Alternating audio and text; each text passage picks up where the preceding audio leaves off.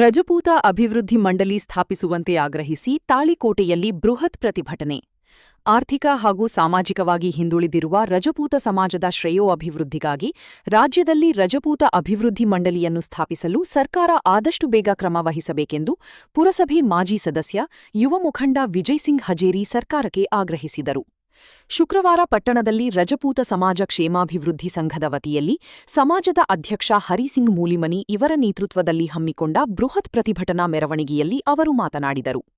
ಶುಕ್ರವಾರ ನೂರಾರು ಸಂಖ್ಯೆಯಲ್ಲಿ ಸ್ಥಳೀಯ ಮಹಾರಾಣಾ ಪ್ರತಾಪಸಿಂಹ ವೃತ್ತದಲ್ಲಿ ಸೇರಿದ ರಜಪೂತ ಸಮಾಜದ ಬಾಂಧವರು ಅಲ್ಲಿಂದ ಬಸ್ ನಿಲ್ದಾಣ ಮಾರ್ಗವಾಗಿ ತಹಸೀಲ್ದಾರ್ ಕಾರ್ಯಾಲಯದವರೆಗೆ ಬೃಹತ್ ಪ್ರತಿಭಟನಾ ಮೆರವಣಿಗೆ ನಡೆಸಿ ಉಪತಹಸೀಲ್ದಾರ್ ಮೂಲಕ ಗೌರವಾನ್ವಿತ ರಾಜ್ಯಪಾಲರು ಹಾಗೂ ಮುಖ್ಯಮಂತ್ರಿಗಳಿಗೆ ಮನವಿ ಪತ್ರ ಸಲ್ಲಿಸಿದರು.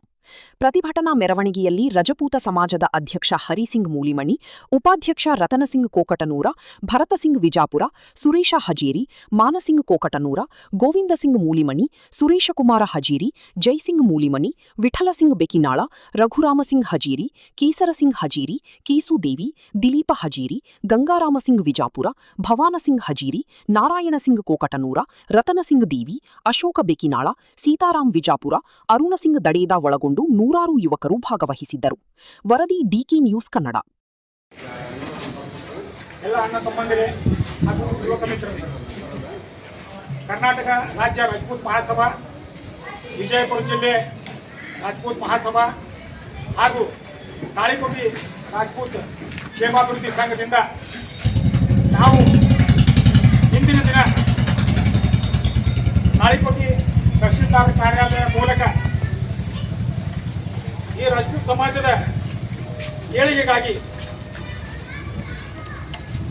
ಈ ರಾಜಪೂತ್ ಸಮಾಜದ ಒಂದು ಅಭಿವೃದ್ಧಿ ನಿಗಮ ಮಂಡಳಿಯನ್ನು ಸ್ಥಾಪನೆ ಮಾಡಬೇಕು ಅನ್ನುವಂಥ ಉದ್ದೇಶ ಇಟ್ಕೊಂಡು ಇವತ್ತೊಂದು ಬೃಹತ್ ಪ್ರತಿಭಟನೆಯ ಮೂಲಕ ಮಾನ್ಯ ರಾಜ್ಯಪಾಲರಿಗೆ ತಹಶೀಲ್ದಾರರ ಮೂಲಕ ಒಂದು ಮನವಿಯನ್ನು ಕೊಡ್ತಾ ಇದ್ದೀವಿ. ರಾಜಪೂತ್ ಸಮಾಜ ಕರ್ನಾಟಕ ರಾಜ್ಯದಲ್ಲಿ, ಕನ್ನಡದ ನೆಲದಲ್ಲಿ, ಈ ನೆಲದ ನಾಡಿನಲ್ಲಿ, ಈ ನೆಲದ ಜಲದಲ್ಲಿ ಎಲ್ಲರೂ ಒಕ್ಕಟ್ಟಾಗಿ ನಾವು ಈ ನಾಡಿನಲ್ಲಿ ಸುಮಾರು ಸಾವಿರಾರು ವರ್ಷಗಳಿಂದ ಬದುಕುತ್ತಾ ಬಂದಿದ್ದೇವೆ.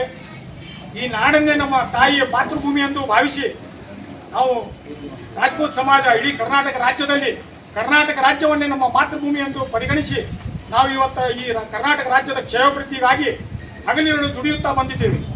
ನಮ್ಮ ರಾಜಪೂತ್ ಸಮಾಜ ಅತ್ಯಂತ ಬಡತನದಲ್ಲಿ ಇರ್ತಕ್ಕಂಥ ಸಮಾಜ.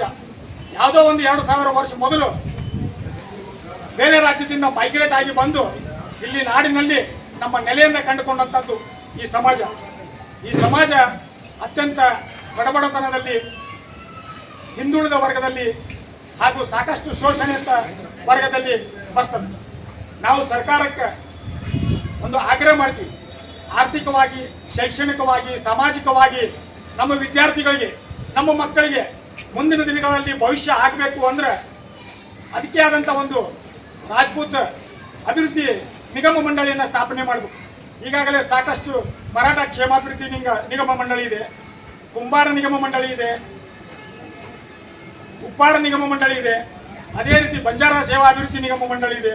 ಅದೇ ರೀತಿಯಾಗಿ ತಾಳಿಕೋಟೆಯ ಒಂದು ರಾಜಪೂತ್ ಸಮಾಜದ ಒಂದು ಕಳಕಳಿಯ ಬೇಡಿಕೆ ಮಾನ್ಯ ಮುಖ್ಯಮಂತ್ರಿಗಳಲ್ಲಿ ಹಾಗೂ ಮಾನ್ಯ ರಾಜ್ಯಪಾಲರಲ್ಲಿ ಏನಪ್ಪಾ ಅಂದರೆ, ನಮ್ಮ ಬಡತನದಲ್ಲಿ ಇರತಕ್ಕಂಥ ಈ ರಾಜಪೂತ್ ಸಮಾಜದ ಮುಂದೆ ಬರ್ತಕ್ಕಂಥ ಪೀಳಿಗೆಗೆ ಅಭಿವೃದ್ಧಿ ಆಗಬೇಕು ಅನ್ನೋಂಥ ಒಂದು ಹಿತದೃಷ್ಟಿಯಿಂದ ಒಂದು ರಾಜಪೂತ್ ಸಮಾಜದ ರಾಜಪೂತ್ ಕ್ಷೇಮಾಭಿವೃದ್ಧಿ ನಿಗಮ ಮಂಡಳಿಯನ್ನು ಸ್ಥಾಪನೆ ಮಾಡಬೇಕು ಅಂತ ಇಂದು ಈ ನಮ್ಮ ರಾಜಪೂತ್ ಸಮಾಜದ ಎಲ್ಲ ಬಂಧುಗಳು ಸೇರಿ ಮಾನ್ಯ ರಾಜ್ಯಪಾಲರಿಗೆ ಹಾಗೂ ಮಾನ್ಯ ಮುಖ್ಯಮಂತ್ರಿಗಳಿಗೆ, ಮಾನ್ಯ ತಹಶೀಲ್ದಾರರ ಮೂಲಕ ಈ ಒಂದು ಮನವಿಯನ್ನು ಸಲ್ಲಿಸ್ತಾ ಇದ್ದೀವಿ.